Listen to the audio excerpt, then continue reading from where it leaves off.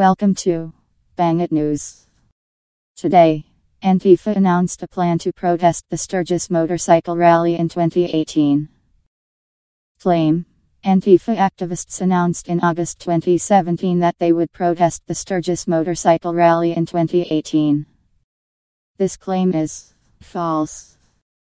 Description: members of the alt-right have dared Antifa to protest the Sturgis Motorcycle Rally, but no anti-fascist group has announced such a plan.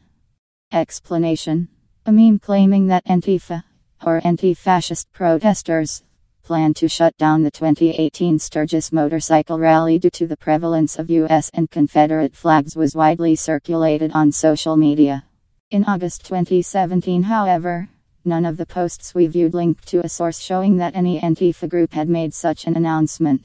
It seems instead that the meme evolved from ideas generated by alt-right Trump fans and white nationalists. On 13 August 2017, a member of the pro-Trump subreddit /the_Donald/ posted an image of a tweet by conservative political commentator Tomi Lahren that purportedly showed a large Trump sign at the Sturgis Motorcycle Rally.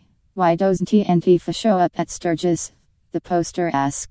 Lauren's tweet had come a day after Antifa members protested a white nationalist rally in Charlottesville, Virginia.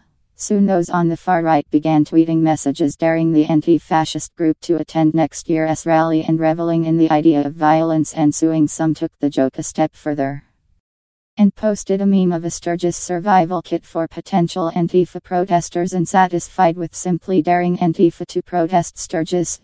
Others claimed that the group had actually made an announcement to protest next year's event. We searched the social media pages of various Antifa groups and found no mention of a plan to protest Sturgis in 2018. We reached out to It's Going Down, an Antifa news website, and thanks for watching Bang It News.